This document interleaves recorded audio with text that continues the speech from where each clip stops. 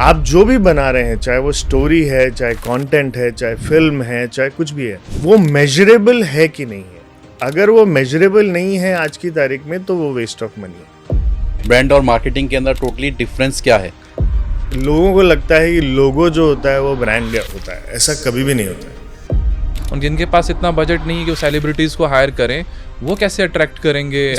विराट ने जो भी किया, he is done wonders for the country and we are proud of it, but brand wrong में उसको सिर्फ फेस की तरह यूज किया है। अक्षय कुमार एंटर्ड इनटू विमल और उसके बाद के अंदर कंट्रोवर्सी आई, उसके बाद उन्होंने अपना नाम टेकअप कर लिया, मगर वो ऐड चलती रही।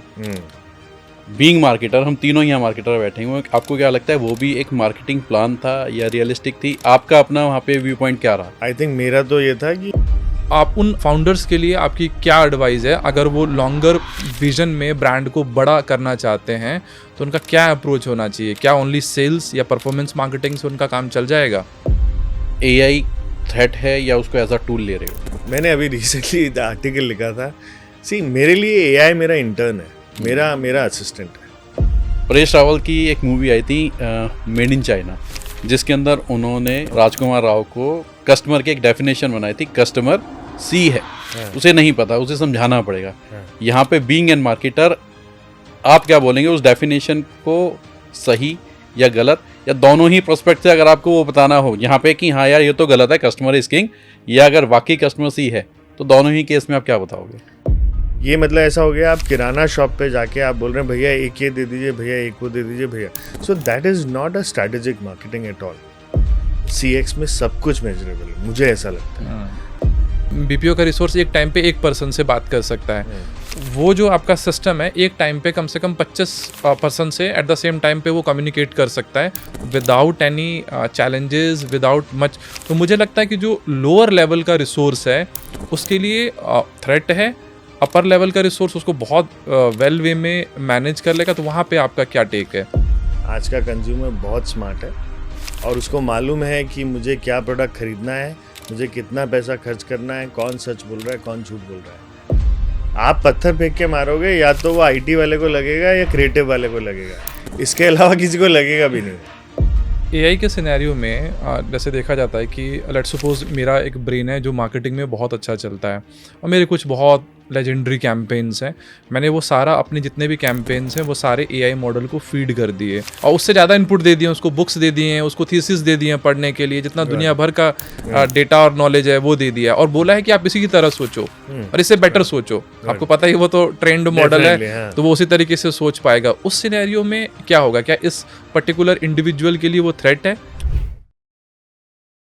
नमस्कार दोस्तों, स्वागत है आपका the Yogesh and Pranav show के एक नए एपिसोड में। दोस्तों, जब हम लोगों ने ये पॉडकास्ट स्टार्ट किया था तो मैंने और प्रणव ने ज़रूर ये डिसाइड किया था कि चलो इस पॉडकास्ट की जर्नी के अंदर हम लोग ज़रूर एंटरप्रेन्योर से मिलेंगे, स्टार्टअप बडीज से मिलेंगे और कुछ ना कुछ सीखेंगे। आज मगर बीइंग मार्केटिंग, आज हमारे साथ एक ऐसी शख्सियत है जिससे शायद कुछ मार्केटिंग के अंदर, शायद नहीं ज़रूर कुछ मार्केटिंग के अंदर सीखने को मिलेगा। और इसीलिए जब मैं उनसे मिला तो मेरे को लगा बंदा मस्त है, ज़रूर कुछ ना कुछ मिलेगा। इसीलिए आज अपने पेन और पेपर्स लेके बैठा हूँ कि ज़रूर कुछ ना कुछ चीज़ें मिलेंगी जो हम इसमें नोट डाउन करेंगे। आप भी उस पेन और पेपर को लेके बैठ सकते हैं। चलिए मिलते हैं विकास परिहार जी का।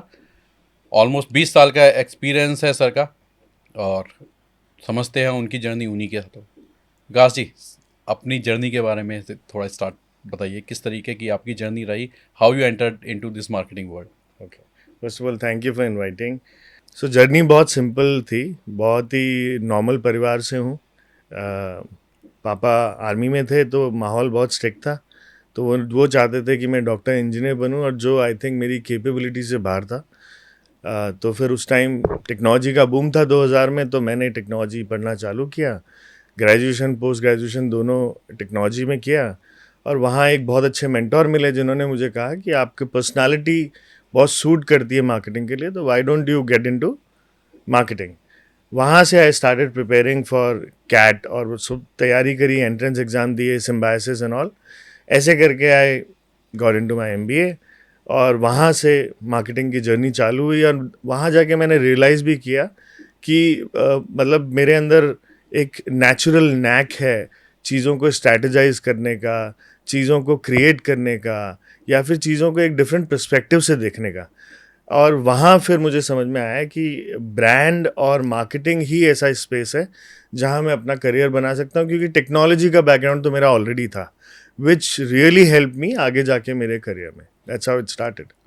एक आपने अभी ब्रांड और मार्केटिंग की बातचीत करी, और मैं बोलना चाहूँगा बहुत से लोगों को आज की डेट में इन दोनों के बीच में ना डिफरेंस ही नहीं पता. ब्रांड और मार्केटिंग के अंदर टोटली डिफरेंस क्या है, तो ये भी let's see, marketing is a very broad perspective, बहुत बड़ा एरिया है. ब्रांड बिल्डिंग और ब्रांड क्रिएशन एक बहुत छोटा कंपोनेंट है उसका. ब्रांड क्या है हमारे लिए? एनीथिंग जिसके कारण आप एक बिजनेस को याद रखते हैं, वो उसकी ब्रांड वैल्यू है या ब्रांड आइडेंटिटी है. आप लोगों को लगता है कि लोगो जो होता है वो ब्रांड होता है, ऐसा कभी भी नहीं होता है. जो चीज़ आपके दिमाग में एक कंपनी के बारे में बैठ गई है वो ब्रांड है. वो ब्रांड है. चाहे वो उसका जिंगल हो, चाहे उसकी पर्सनालिटी हो, चाहे उसका कोई विजुअल हो, चाहे कलर हो, दैट्स ब्रांड. ना ब्रांड, लोग कहते हैं कि जो लग्जरी है वो ब्रांड है और एक जो रोड पे गंगाराम तेल बेच रहा है वो ब्रांड नहीं है. नहीं, गंगाराम तेल भी ब्रांड है, लेकिन वो अपने लेवल पे अपने ऑडियंस के लिए ब्रांड है. सो ब्रांड डजंट मीन कि जो एस्टैब्लिश्ड है वही ब्रांड है.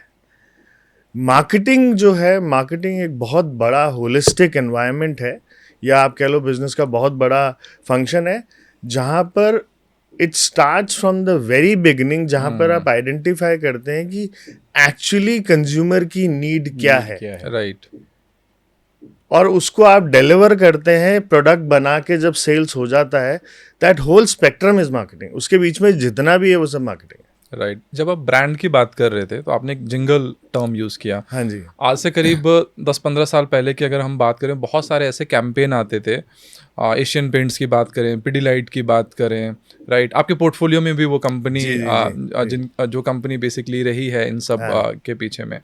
बट वैसे कैंपेन ना आजकल हमें पिडीलाइट जैसा कैंपेन नहीं दिखता, या फिर कैडबरी के भी जो इनिशियल कैंपेन्स थे वो जो एक वैसा कैंपेन नहीं दिखता. तो क्या आपको रीज़न लगता है? इनफैक्ट ये बहुत ही इंटरेस्टिंग चीज़ है. कल ही मैं किसी से इस बारे में बात कर रहा था.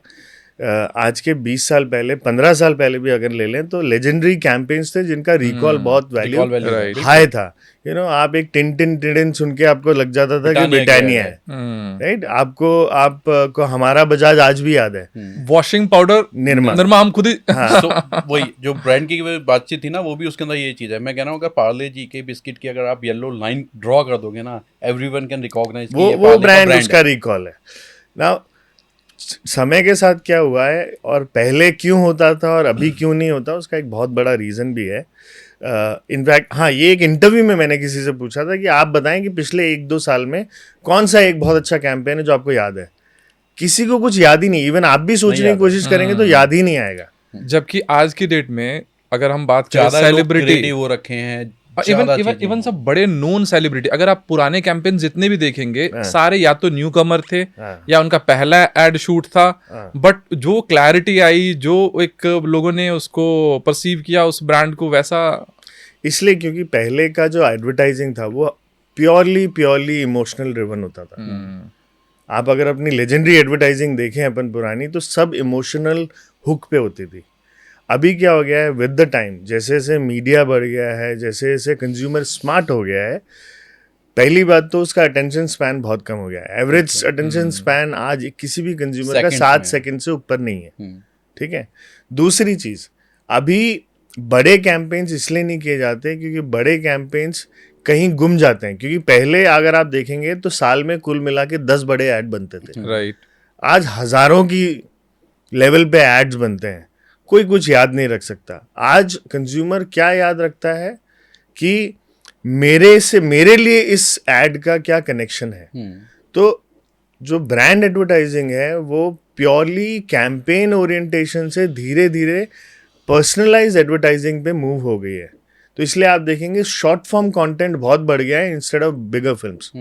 दूसरा, बड़ी फिल्में ब्रांड इसलिए भी नहीं करना चाहते क्योंकि उनका स्पेंड्स बहुत ज़्यादा होता है. अगर उसको ऑप्टिमली यूज़ करें तो आप उससे ज़्यादा एफिशिएंसी निकाल सकते हैं. ये एक बहुत बड़ा रीज़न है ये प्योर शिफ्ट का, from large campaigns to small campaigns और maybe more customise personalise experiences. तो अगेन अब जो जस्ट लाइक लोगों का शॉर्ट स्पेंड ऑफ टाइम है, बहुत शॉर्ट मिनिमलिस्टिक टाइम के अंदर हमारे को करना होता है, बजट कंस्टेंट भी आज की डेट के अंदर आपने जी, बताया जी। है भी, और जो हम लोग भी फेस कर रहे हैं। यहाँ पे आपका आपके क्लाइंट्स के लिए क्या सजेशन है कि आपको शॉर्ट कैंपेन बनाने हैं तो कौन सी ऐसा ट्रिगरिंग पॉइंट है जो उसको यादगार बना सकते हैं? Okay. See, I believe in one theory and which I am also following where I am working right now. हम लोग देर आर बहुत बड़े 4 कंपोनेंट्स होते हैं, 4 पिलर्स हैं जिनके अकॉर्डिंग एडवर्टाइजिंग प्लान होनी चाहिए आज के सिनेरियो में। जी। पहला होता है कि आपका नैरेटिव क्या है, आपकी स्टोरी क्या है। Of course you need a emotional hook, but वो इमोशनल हुक आपकी कम्युनिकेशन स्ट्रैटेजी से कनेक्ट हो रहा है कि नहीं हो रहा है। राइट। ये सबसे बड़ा पहला हुक है। जब ये फिल्टर आपका क्लियर हो जाएगा तब आप नेक्स्ट स्टेप पे जाइए, विच इज आप जो भी बना रहे हैं, चाहे वो स्टोरी है, चाहे कंटेंट है, चाहे फिल्म है, चाहे कुछ भी है, वो मेजरेबल है कि नहीं है। अगर वो मेजरेबल नहीं है आज की तारीख में तो वो वेस्ट ऑफ मनी है। बिल्कुल। We should not do it. तीसरा स्टेज आता है जहां पर आप बात करते हैं इन्फ्लुएंस की, क्योंकि आज का जो सिनेरियो है, everybody is getting influence by people, by Right. Brands, content. तो आपका ब्रांड वो इन्फ्लुएंस क्रिएट कर रहा है कि नहीं कर रहा। वो इन्फ्लुएंस कैसे क्रिएट होगा? एक होता है डायरेक्ट इन्फ्लुएंस, जो कि आप अपना ब्रांड या कम्युनिकेशन या अपना सोशल चैनल्स और कंटेंट से बना रहे हैं। एक होता है थर्ड पार्टी इन्फ्लुएंस, जहाँ पे आप पार्टनरशिप से बना रहे हैं, कोलैबोरेशन से बना रहे हैं। और एक होता है मीडिया इन्फ्लुएंस, जो आप पब्लिक रिलेशंस और मीडिया कवरेज से बनाते हैं। ये ओवरऑल जो इन्फ्लुएंस का ओएस जिसको हम कहते हैं, इसे कहते हैं कि are people rallying behind your brand. अगर वो रैली क्रिएट नहीं हो रही है in whatever you are doing, तो आई थिंक आप कहीं ना कहीं गलत जा रहे हैं। और चौथा सबसे इम्पॉर्टेंट पार्ट जो आज सबसे इम्पॉर्टेंट है, बिकॉज मार्केट क्राउडेड है, कंपटीशन बहुत ज़्यादा है, ब्रांड लॉयल्टी नाम की कोई चीज़ रह नहीं गई है एक्सेप्ट दी प्रीमियम ब्रांड्स। तो अगर मार्केट में ये सिचुएशन है तो जो भी आप कर रहे हैं वो एट द एंड कॉमर्स में कन्वर्ट हो रहा है कि नहीं हो रहा है, या फिर वो आपको मेजरेबल बिजनेस में कन्वर्ट हो रहा है कि नहीं हो रहा है। अगर ये चारों पिलर्स पैरामीटर कनेक्ट नहीं हो रहे हैं तो कहीं ना कहीं आपका मार्केटिंग रियल मार्केट रियलिटी से सिंक में नहीं है। That's what I follow as a principle. एक सिनेरियो हम लोग देखते हैं बेसिकली जब भी कोई मेजर कैंपेन स्टार्ट होता है, तो जैसे आपने अभी बात किया कि हम सेलिब्रिटी के थ्रू से भी बेसिकली अपने प्रोडक्ट को Endorse कर सकते हैं, प्रमोट कर सकते हैं। तो बड़े बड़े सेलिब्रिटीज़ हायर किए जाते हैं। जिसका जितना बड़ा सेलिब्रिटी कंसिडर किया जाता है उसका उतना बड़ा कैंपेन, क्योंकि जो आपने बोला कि सिर्फ 7 सेकेंड में आपको अटेंशन ग्रैब करना है, तो उसके बाकी पैरामीटर्स तो हैं ही, बट मुझे लगता है कि अगर कोई बहुत बड़ा नोन फेस आ जाएगा तो मतलब वो जो इनिशियल वाला जो आप जो अट्रैक्ट करते हो वो इनिशियली आप उसको अट्रैक्ट कर पाओगे। बट ये बाकी ब्रांड्स जो कहीं ना कहीं जो स्मॉल सेक्टर के स्मॉल लेवल के ब्रांड्स हैं जिनका बजट उतना बड़ा नहीं है, तो उनके लिए आपकी क्या सजेशन है? वो कैसे, जिनके पास इतना बजट नहीं है कि वो सेलिब्रिटीज को हायर करें, वो कैसे अट्रैक्ट करेंगे अपने कंज्यूमर्स को? हमारा अप्रोच क्या होना चाहिए? ओके, तो पहले तो मैं इसको 2 पार्ट में डिवाइड करता हूँ। सेलिब्रिटी लेवल पे पहले बात करते हैं। एक रीसेंट केस स्टडी अभी आई थी जिसमें HRX एक ब्रांड है जो ऋतिक रोशन जिनका फेस है, और दूसरा है रॉन्ग जो कि Virat Kohli is the face of the brand. Now just to tell you, Hrithik Roshan का जो ब्रांड है वो आई थिंक 3000 करोड़ प्लस पे है, राइट। एंड जो विराट कोहली का ब्रांड है that has not even touched 400 crore. In fact it is going down. Reason being, सिर्फ सेलिब्रिटी लाने से कुछ नहीं होगा, कोई ब्रांड वैल्यू या आपका इम्पैक्ट क्रिएट नहीं होता है। राइट। सबसे इम्पॉर्टेंट है आप किसी को भी ला रहे हो, चाहे आप सेलिब्रिटी को ला रहे हो चाहे मॉडल को ला रहे हो, इम्पॉर्टेंट ये होता है कि आपका जो ऑडियंस जिसको आप टारगेट कर रहे हो, are they connecting with the purpose of the person you are showing. HRX का पूरा ब्रांड बिल्ड हुआ है किस पे? ऋतिक के बॉडी ट्रांसफॉर्मेशन पे, right. So people who feel कि if he can do it, I can also do it, are connecting to HRX brand very, very easily. And that is the reason HRX is doing very well. On the other hand, Virat ने जो भी किया, he's done wonders for the country and we are proud of it, but brand wrong में उसको सिर्फ face की तरह use किया है. Right. There is no purpose which he adds to the brand, and that's why it has become a failure to use Virat in that brand. So this is the first question. Now coming to the second part of it, which is smaller enterprises, right? See, हम लोग जब भी छोटे enterprises की बात करते हैं तो ऑफ कोर्स बजट्स कम होते हैं, आप ब्रांड फेस को नहीं ला सकते. सी, हर जगह ब्रांड फेस की ज़रूरत नहीं होती. The most important part is कि are you connecting with your audience correctly. अगर आपको ऑडियंस का रियल सेंटिमेंट मालूम है, उनका रियल नीड मालूम है, और अगर आप उससे सही लेवल पे कनेक्ट कर रहे हो, और सबसे इम्पॉर्टेंट जैसे साइमन सिनेक ने बोला है कि आपको अपना वाई मालूम होना चाहिए, which is not revenue, which is not marketing, which is not growth. It is about why do you exist. Brand exist क्यों करता है, आपकी कंपनी एग्जिस्ट क्यों करती है. अगर वो क्लियर है तो आपको कुछ सोचने की जरूरत नहीं. इफ दैट इज क्लियर, आपका ऑडियंस आपसे कनेक्ट करेगा और आपका प्रोडक्ट भी खरीदेगा. अभी हम लोग विराट कोहली के ब्रांड की बातचीत करी. इन द सिमिलर वे मैं ये देख रहा हूँ, अभी सचिन तेंदुलकर भी अपना एक ब्रांड लेके आ रहे हैं जो स्पोर्ट्स का है. उसके अंदर बिल्कुल उन्होंने उस चीज़ का प्रॉपर तरीके से ख्याल रखा है, where people are like they are marketing like. Sachin Tendulkar ने अपने 20 साल के एक्सपीरियंस को यूज़ करते हुए, लोगों के सोल को रीड करते हुए, किस तरीके के सोल्स हैं स्पोर्ट्स फ्रीक लोगों के लिए एक लेके आ रहे हैं. तो मतलब वो अपनी उस आइडियोलॉजी को लेके चल रहे हैं. आई एम श्योर आपने इस सचिन तेंदुलकर, मैंने ये ऐड आई थिंक कल ही देखा है. सी, अब आगे क्या होगा वो तो मार्केट डायनेमिक्स पे डिपेंड करता है, बट जो एक अंडरस्टैंडिंग अगर देखें तो ये पहली बार नहीं कि सचिन ने कोई एंडोर्समेंट किया है. उन्होंने लुमिनस बैटरी से लेकर बिग बाजार में साबुन के ब्रांड से लेकर बहुत कुछ किया है. राइट, वहाँ पे एंडोर्समेंट था, ये उनका खुद का अपना ब्रांड है ना. अब इसमें कहा जा रहा है खुद का ब्रांड है, reality I don't know, maybe वो पार्टनर हो, इन्वेस्टर हो, जो भी है. Initially to get the traction और आईबॉल्स और विजिबिलिटी और रीच इससे डेफिनेटली मिलेगा, क्योंकि Sachin itself is a big brand. उनका फॉलोइंग बहुत बड़ा है, people praise them, people love them. But at the end जो ब्रांड का ग्रोथ है या कंपनी का ग्रोथ है, वो डिपेंड करेगा कि सचिन सिर्फ फेस है या actually he is bringing any purpose to the brand. Right.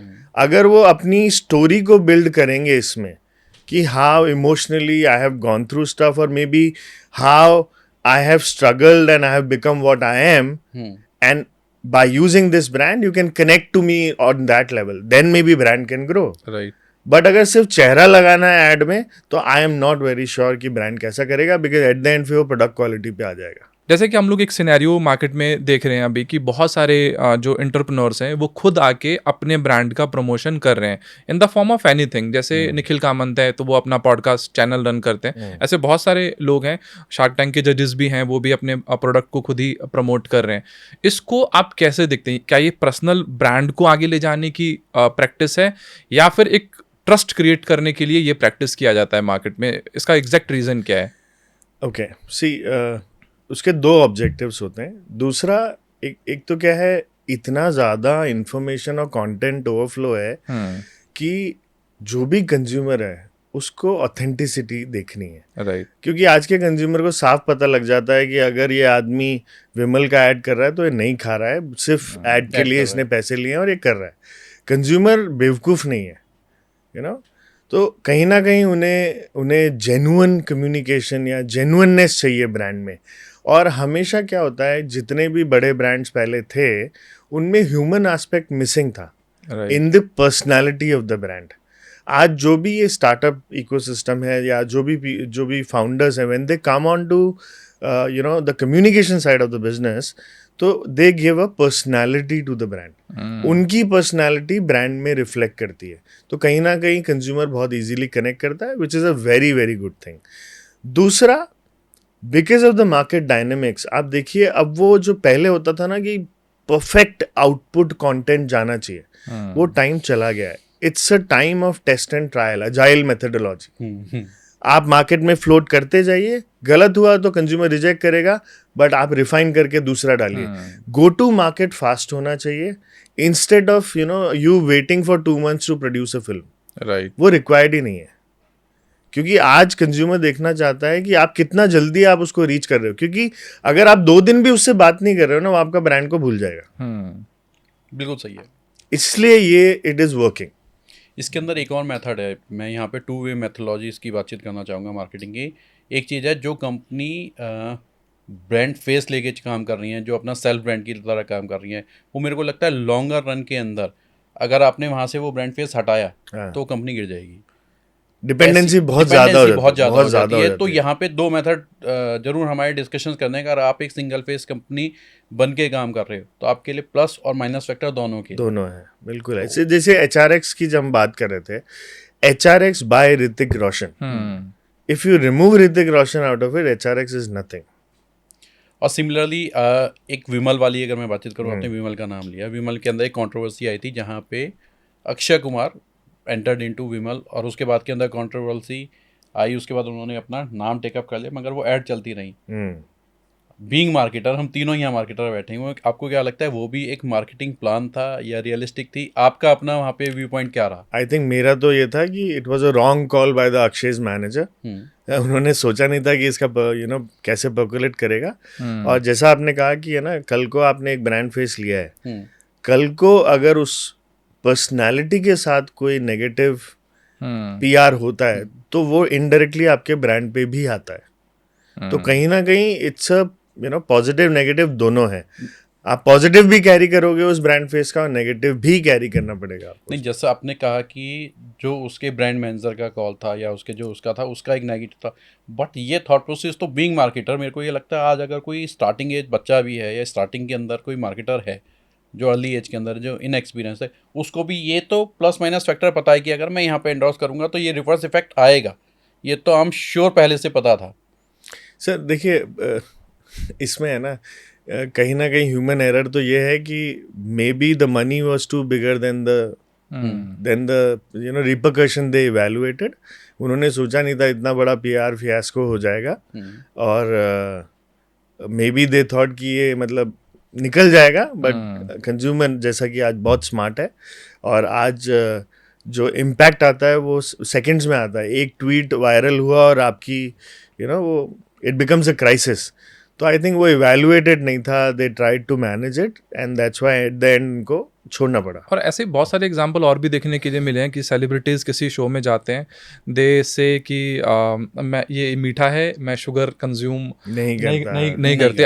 At the same time आप टीवी पे 5-10 मिनट के बाद उसी सेलिब्रिटी को इंडोर्स करते हुए देखते हो, जो भी ब्रांड है, कोक ले लो या फ्रूटी ले लो, उन सबको वो प्रमोट करें, जिसमें कि कहा जाता है कि भाई शुगर की जो मात्रा है वो कहीं ना कहीं हाई होती है, बट मैक्सिमम टाइम दे से नहीं मैं ये नहीं खाती, मैं वो नहीं खाता। बट मतलब सिंपल, आप Maaza ad done by Katrina, of course she is the brand ambassador, she was the brand ambassador. Maaza में जो सैचुरेटेड शुगर होता है बहुत बहुत ज़्यादा होता है, और मुझे नहीं लगता कि वो कभी भी उसको रेगुलरली यूज़ करेंगी, because she is a fitness freak.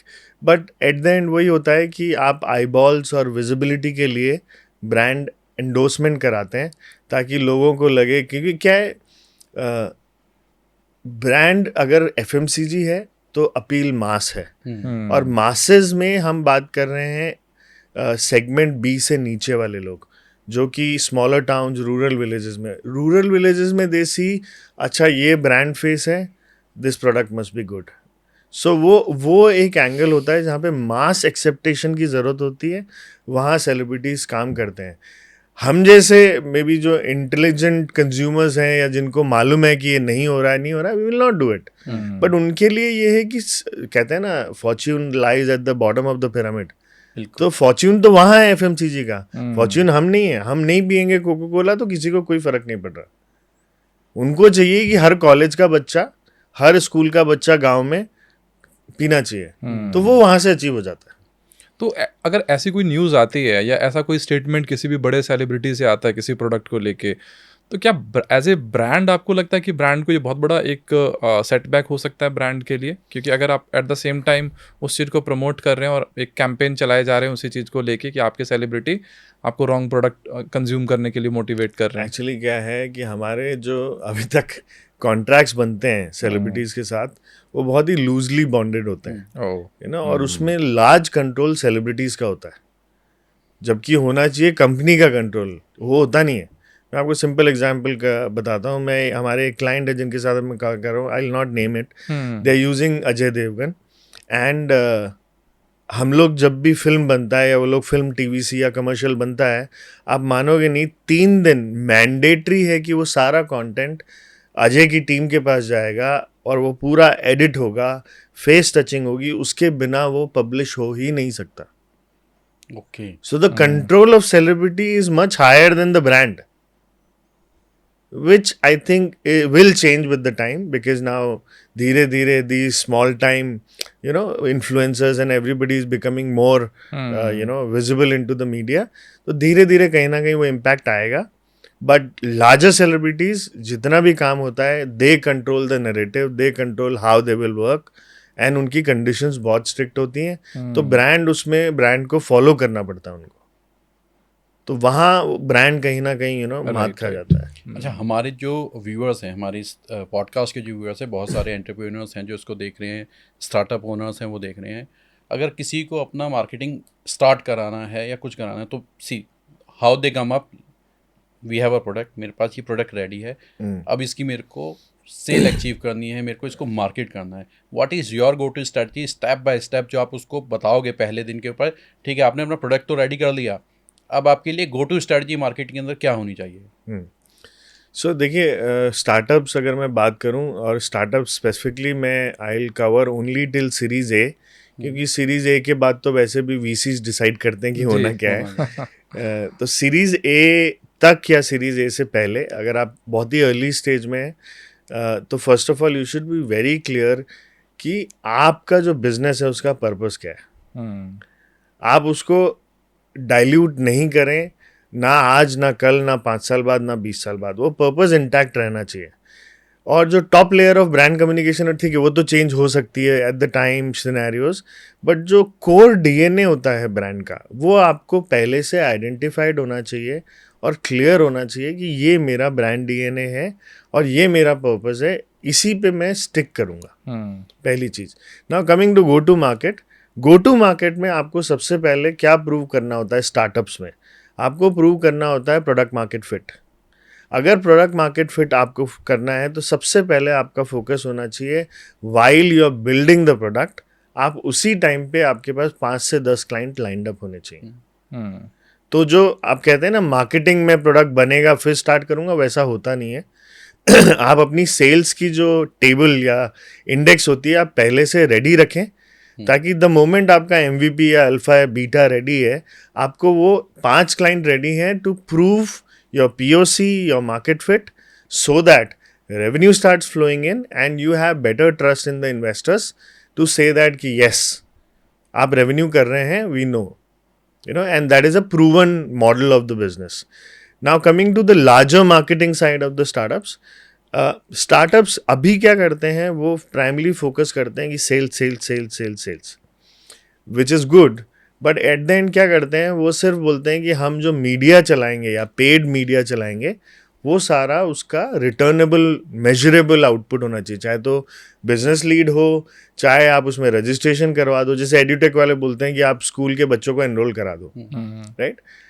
C, this is one part of performance marketing, but on the other side brand startups की अगर आप बात करें तो आपको उनको एक सस्टेनेबल ब्रांड भी बिल्ड करना चाहिए, क्योंकि अगर वो ट्रस्ट नहीं होगा तो जैसे जो फियास्को हुआ बाईजूस के साथ में, वो कभी भी हो सकता है, राइट।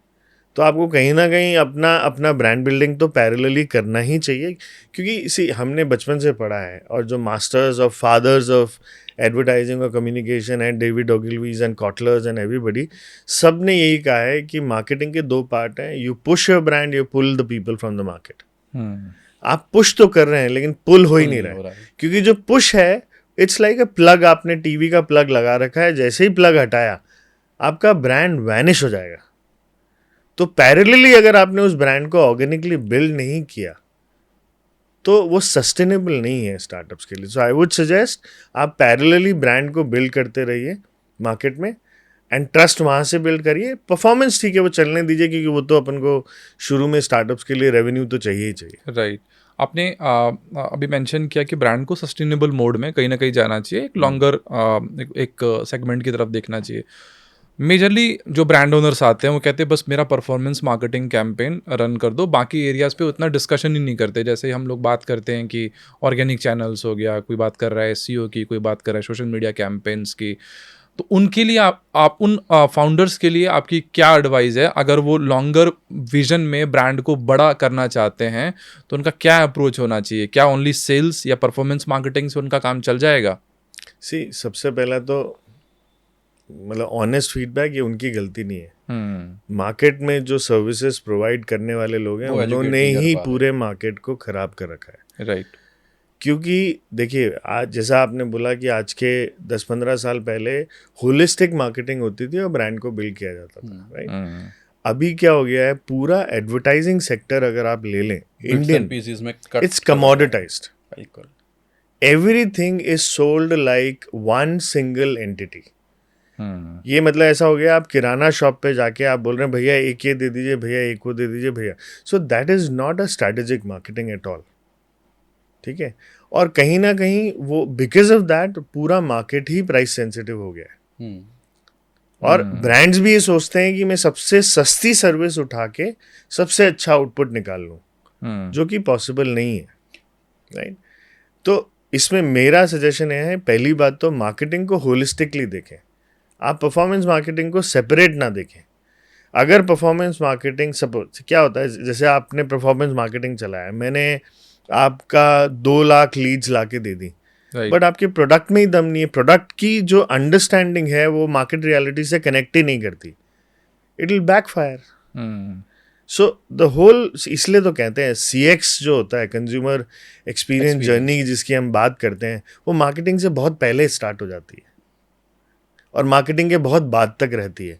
तो people don't think about CX as a connected ecosystem, right. हम उसको देखते हैं कि सेल्स हमारा एक इकोसिस्टम है तो वहीं मेरा कंज्यूमर है। ऐसा नहीं है। कंज्यूमर आपके बारे में न्यूज़ में भी पढ़ रहा है, कंज्यूमर आपका स्टॉक भी देख रहा है, दैट ऑल इज CX। इसलिए कहते हैं CX को स्टिच करना और CX को स्ट्रीमलाइन करना सबसे पहला पार्ट होना चाहिए किसी भी ब्रांड का। आजकल तो बहुत इजी है क्योंकि टेक्नोलॉजीज़ हैं, डेटा अनेबल्ड है, तो सब कुछ आप इजीली कर सकते हैं। अब तो AI है, तो बहुत सारा काम आप AI के यूज़ से भी कर सकते हैं। एंड जो आप बताइए, मैं आपको एक सिंपल सा एग्जांपल देता हूँ। MX ग्लोबल कंपनी है, आप बताइए आपने पिछले 10 या 15 साल में उसका कोई बड़ा कैंपेन देखा है क्या? कोई कम्युनिकेशन? कुछ भी नहीं। So they only work on CX। बिल्कुल 100% I can believe and they are one of the best successful companies of the world. क्योंकि उन्होंने 15 साल पहले ये कॉन्शियस कॉल लिया था कि हम typical traditional way of marketing करेंगे ही नहीं। And they converted everything into CX orientation and personalized moment marketing. That's what they started. And that's why MX is a successful brand. Right. आप उनका जो बड़ा कैंपेन अगर आप याद करोगे तो आप स्मॉल बिजनेस सैटरडे उनका लास्ट बड़ा कैंपेन था, which was an award winning campaign. उसके अलावा they don't do that, they do lot of work. अगर कैंपेन करेंगे भी तो CSR साइड पे, अदरवाइज प्रोडक्ट साइड पे उनका कोई बहुत बड़ा मार्केटिंग कैंपेन नहीं होता है। CX की बातचीत कर रहे हैं हम लोग, तो एक और बहुत बड़ा, आपने कहा आज बहुत टेक्नोलॉजीज आ गई है जो इसको मेज़र कर सकती है, बट वो क्या क्या पैरामीटर हैं अगर CX के अंदर जो मेजरेबल हैं, how to measure that? Okay, so CX में I believe, and maybe that's my strong belief or gut which I have, CX में सब कुछ मेजरेबल है, मुझे ऐसा लगता है। क्योंकि हमेशा क्या होता है मैंने बहुत I been struggling with this from long time. जब भी मैं किसी क्लाइंट के पास जाता हूँ, एजेंसी के पास जाता हूँ, तो सब बोलते हैं तो डिजिटल टीम ये करेगी, मेनलाइन टीम को ये करना है। मेरा पहला क्वेश्चन आज मेरी कंपनी में भी यही है, आप मुझे एक चीज़ बता दो जो डिजिटल नहीं है। Everything is digital. आप जो प्रिंट कर रहे हो वो डिजिटल प्रिंटर है, आप जो टीवी देख रहे हो वो डिजिटल टीवी है, आप जो ब्रॉडकास्ट देख रहे हो HD डिजिटल ब्रॉडकास्ट है। What is that not digital? और एक छोटा सा पॉइंट और ऐड करूंगा कि इवन जो होर्डिंग्स लग रहे हैं वो भी डिजिटली प्रिंट हो रहे हैं करके कैमरा से। अब आज की डेट के अंदर तो हर चीज लगभग कैन सब बी कुछ, मेजरेबल, everything is कॉस्ट है measurable. But yes it can be और उसको भी एक- प्रमोट हम देख रहे हैं, हमारे सर्कल के बहुत सारे लोग लिंक्डइन पे जाके करते हैं उसके पिक्चर्स हाँ, वगैरह। so आप मैं जी, बताता हूँ just for the sake of innovation जी।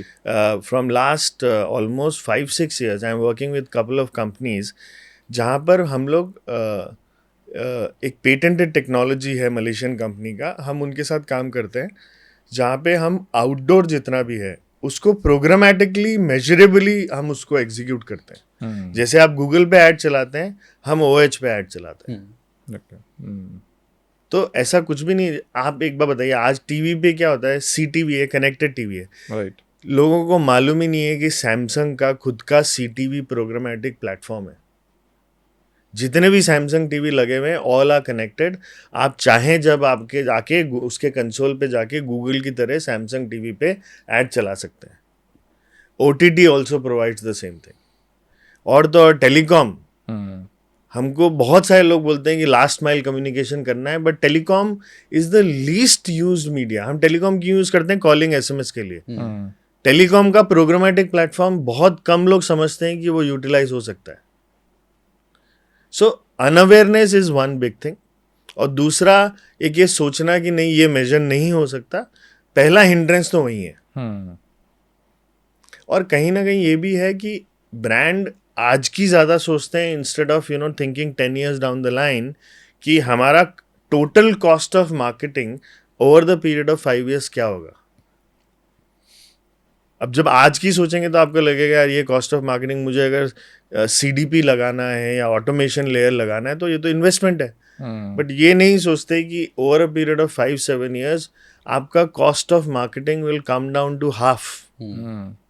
सो वो एक बहुत बड़ा आई वुड से एक फाइनेंशियल कॉल भी होता है और कहीं ना कहीं एक रेस्ट्रिक्शन इन माइंडसेट है। आपने AI की बातचीत करी, क्रिएटिविटी के अंदर भी AI की बिल्कुल यूजेबिलिटी आ गई है। बिल्कुल।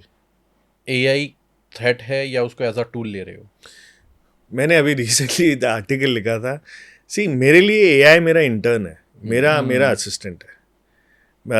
सारा ह्यूमन थिंकिंग जो है या रीजनिंग या एनालिटिक्स जो है या जो स्टोरी है वो मेरे दिमाग में है। उसको एग्जीक्यूट कैसे करवाना है, उसको स्केल कैसे कराना है, एफिशिएंसी कैसे बिल्ड करनी है या आउटपुट को स्ट्रीमलाइन कैसे करना है, वहाँ मेरा इंटर्न है या मेरा असिस्टेंट है AI। AI is never a threat, I don't think so. बशर्ते of course people are scared कि जॉब्स जाएंगी और कहीं ना कहीं AI will overtake humans and all, that's something which is unpredictable and I would not be able to comment on that. But मुझे ऐसा लगता है कि आज की तारीख में अगर जो लोग AI को रेजिस्ट कर रहे हैं वो रेजिस्टेंस बेकार है। 100%। क्योंकि जो हो रहा है और जो आप उसको अगर राइड नहीं कर रहे हो और सीख नहीं रहे हो और बिना बात में आप कह रहे हो यार ये तो AI का बना है, उससे कोई फर्क नहीं पड़ता ना। आप एट द एंड AI अगर आपका ऑब्जेक्टिव अचीव कर रहा है और आपका काम की एफिशिएंसी को 100 times बढ़ा देता है, 200 times बढ़ा देता है, व्हाई नॉट। AI के सिनेरियो में जैसे देखा जाता है कि लेट्स सपोज मेरा एक ब्रेन है जो मार्केटिंग में बहुत अच्छा चलता है और मेरे कुछ बहुत लेजेंडरी कैंपेन्स हैं। मैंने वो सारा अपने जितने भी कैंपेन्स हैं वो सारे AI मॉडल को फीड कर दिए।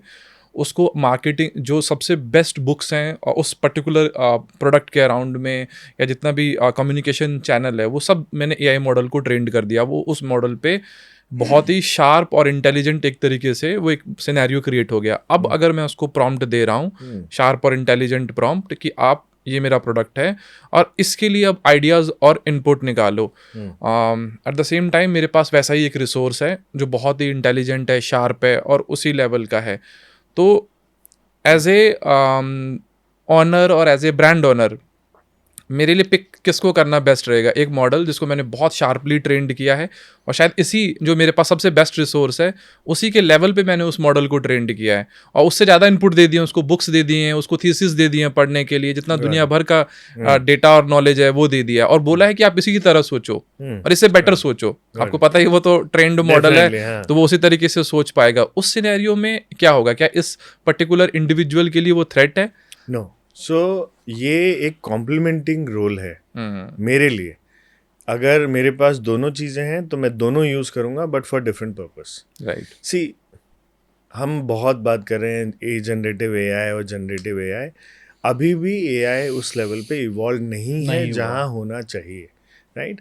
अभी भी एआई जितने भी मॉडल्स अवेलेबल हैं मार्केट में, they all are reading from the existing information available and they are building over it. तो कहीं ना कहीं आपको रिडेंडेंसी, एम्बिग्यूटी आती ही आती है।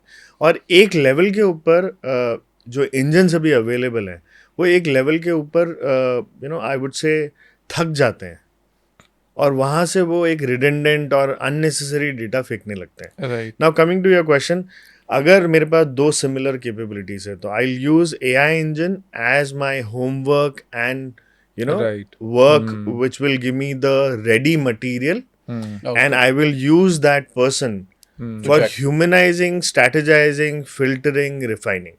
Perfect. And this is the perfect model Use. which we should work with always. Definitely, क्योंकि जो भी आपका एआई का कुछ भी कंटेंट आ रहा है दैट इज़ गुड, आपके पास आ गया, बट जब तक आपके पास उसकी ह्यूमनाइज वेरिफिकेशन नहीं है कि उसने वो किया या नहीं किया, बिकॉज मैंने एक केस के अंदर आप लोग बहुत सारे टाइम देख रहे हो कि जो भी उसका कंटेंट आ रहा है उसको वैलिडेट कौन कर रहा है?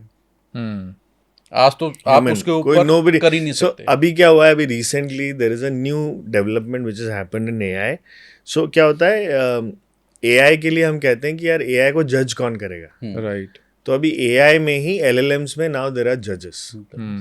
So now you can create a judge within LLM, जो हम अभी एक सोल्यूशन में बिल्ड कर रहे हैं, जिसमें AI तो सोल्यूशन है, लेकिन जो आउटपुट आ रहा है उसको हम LLM से ही जज करा रहे हैं। तो फर्स्ट लेवल का जजिंग तो AI खुद ही करने लग गया। फिर भी हम लोग फर्स्ट लेवल प्रॉम्प्टर का फिल्टर डाल रहे हैं, और उसके बाद में ब्रांड का ह्यूमन इंटरवेंशन है टू फिल्टर इट। तो आप जैसे फर्स्ट लेवल का बना रहे हैं, तो कहीं ना कहीं आप अगर आप फर्स्ट लेवल पे बना रहे हैं तो कल के डेट में शायद आप सेकंड या थर्ड लेवल का भी डेवलप कर Possibilities देंगे, हैं, तो वो फिर ह्यूमन बिल्कुल। के लिए थ्रेट हो जाएगा। नहीं, वो कभी भी नहीं होगा, क्योंकि देखिए इनपुट और output both has to be done by human, आज भी, कल भी, परसों भी। So it is again AI के ऊपर एक और एग्जांपल मैं लोगों को जरूर देता हूँ कि जब ये कंप्यूटर आए थे तब लोगों को तब थ्रेट भी लगा लोगों था। को यही थ्रेट था, रही तो 100 का काम एक बंदा कर लेगा, हमारी ये हो जाएगी, क्या हो गया? आज की डेट में कंप्यूटर के बिना कुछ है ही नहीं, और यूज कौन कर रहा है? हाँ, Human कौन use कर करेगा? रहा है। और क्या है, देखिए जब भी कोई नया मीडियम आता है या नया टेक्नोलॉजी आता है, तो रोल खत्म नहीं होते, रोल चेंज हो जाते हैं। आप पुराने टाइम से ले लीजिए, जब तक टीवी नहीं था, रेडियो था, ठीक है, तब तक नुक्कड़ नाटक होते थे, थिएटर्स होते थे। तो टीवी आने के बाद से कौन सा बंद हो गए? नहीं हुए ना, बल्कि और जॉब्स और क्रिएट jobs। हुए। नहीं, मैं एक लेकिन सिनेरियो इंटरेस्टिंग आपको दूंगा। अभी मैंने रिसेंटली एक कंपनी से मैं नॉर्मली डिस्कशन कर रहा था, तो उन्होंने बीपीओ सेगमेंट के लिए वॉइस कॉलिंग एजेंट बनाया, right?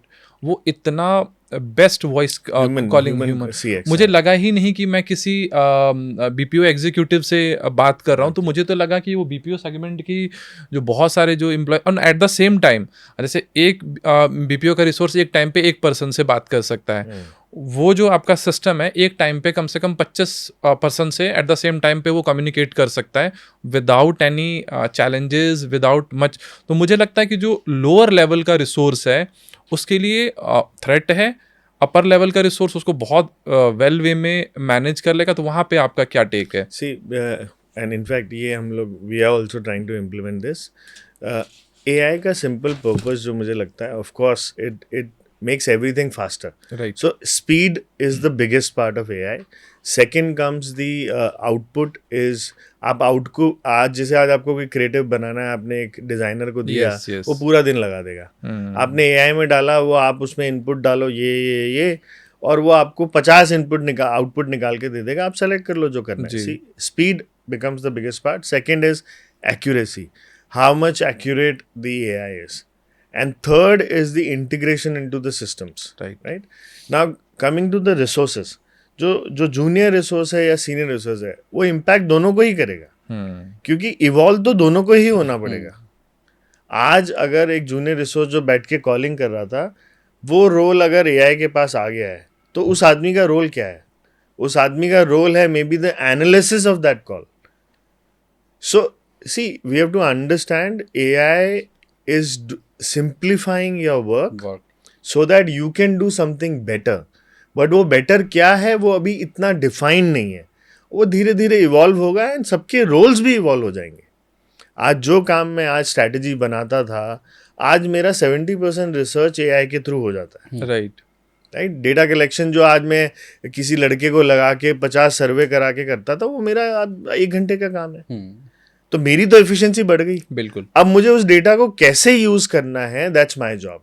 So I am evolving my self. नहीं, मुझे तो लगता जो है कि जब तक थ्रेट समझते रहेंगे उनके लिए थ्रेट है, जी। लेकिन जो इवॉल्व होते जाएंगे उनके लिए बेनिफिट है। अपॉर्चुनिटी बड़ा अच्छा आंसर मिला मेरे को बेसिकली कि आप जैसे बहुत सारे लोग जो रिसोर्सेज हैं जो दिन रात यही बात करते हैं कि हमारी जॉब के लिए थ्रेट हो जाएगा, या फिर जैसे मैंने अभी बात किया, मैंने तो कॉलिंग का एक एग्जांपल के तौर पे लिया, उन लोगों के लिए भी एक बड़ी इंटरेस्टिंग चीज़ है कि ये राइट टाइम है, परफेक्ट टाइम है कि उनको ग्रूम होना चाहिए, सीखना बिल्कुल होना चाहिए, और रेदर देन सोचते रहना कि भाई नहीं मेरी जॉब खा जाएगा। सिंपल सी बात है, जब कंप्यूटर्स आए थे तब भी यही हुआ था। अब लोगों को ये पता लग गया था कि कंप्यूटर बाय डिफॉल्ट सीखना है, मतलब सीखना है। आज वही सिनेरियो AI का है। परेश रावल की एक मूवी आई थी मेड इन चाइना, जिसके अंदर उन्होंने क्या नाम था उसका एक्टर का, राजकुमार राव को कस्टमर की एक डेफिनेशन बनाई थी, कस्टमर सी है। हाँ। उसे नहीं पता, उसे समझाना पड़ेगा। हाँ। यहाँ पे बीइंग एन मार्केटर आप क्या बोलेंगे उस डेफिनेशन को, सही या गलत, या दोनों ही प्रोस्पेक्ट से अगर आपको वो बताना हो यहाँ पे कि हाँ यार ये तो गलत है, कस्टमर इज किंग, या अगर वाकई कस्टमर सी है, तो दोनों ही केस में आप क्या बताओगे? सर 2 पर्सपेक्टिव मेरे इसमें।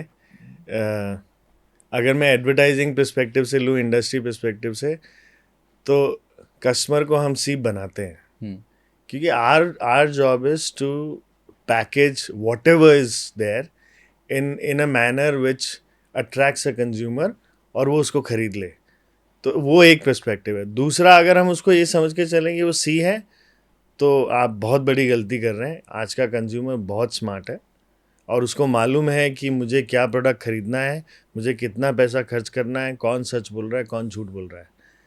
हाँ, coming to the comparison of the product level, वो जो कि अभी बहुत सुपरफिशियल है, अंदर जाके टेक्निकली कोई नहीं कर सकता, वहाँ अभी भी बहुत सारे झूठ बोले जा रहे हैं। और आई थिंक यहाँ सबसे बड़ा जो है कि इंडस्ट्री की एक गवर्नेंस होना बहुत बहुत ज़रूरी है, जो मुझे हमेशा लगता है कि हमारी एडवर्टाइजिंग इंडस्ट्री गवर्नड नहीं है, जो कि बाहर है।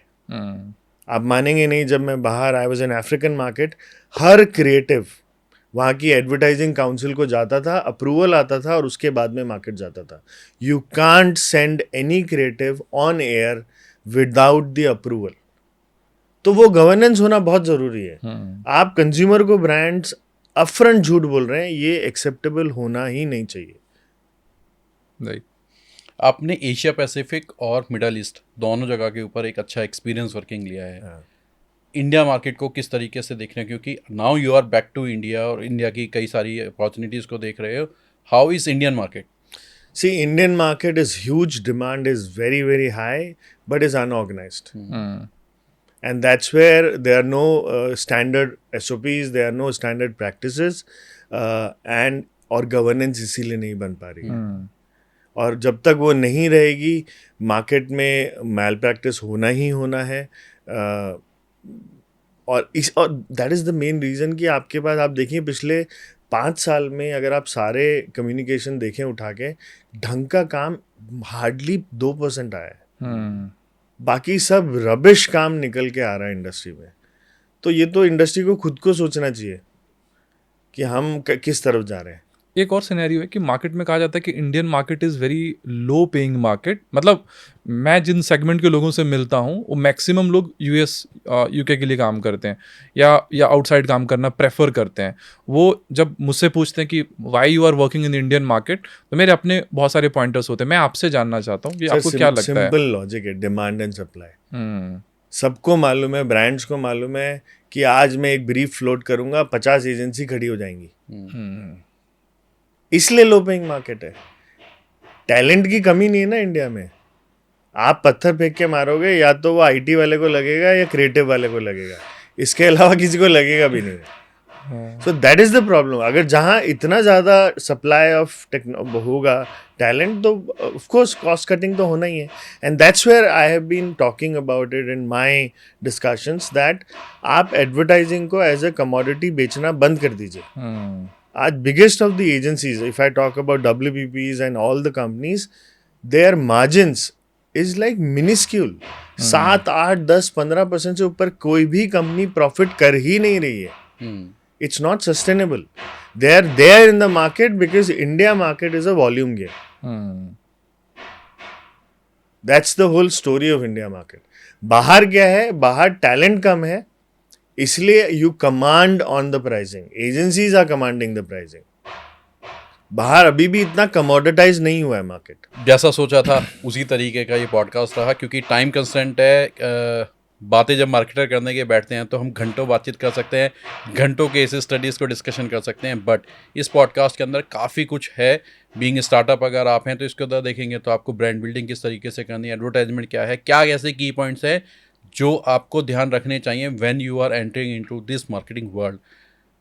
विकास जी से काफ़ी अच्छी नॉलेज मिली. जो पेन डायरी लेके बैठा था वो कामयाबी से मिली. I have written few points जो इस पॉडकास्ट के बाद के अंदर डिस्कशन करेंगे. Thank you so much, Vikas ji, for coming and Thank you taking so your much. time. Thank you. Take- Lovely. It was giving your lovely time. talking to you. मुझे लगता है कि आज का जो पॉडकास्ट है इसमें मेरे लिए तो सीखने के लिए बहुत कुछ है, क्योंकि जो विकास जी का एक्सपीरियंस है, मैं जब मार्केटिंग बैकग्राउंड से आता तो मैं खुद माइंड में बहुत सारे क्वेश्चंस लेके आया था कि मैं, और मुझे लगता है मेरे सारे क्वेश्चंस का रिप्लाई इस पॉडकास्ट से मुझे मिल गया है.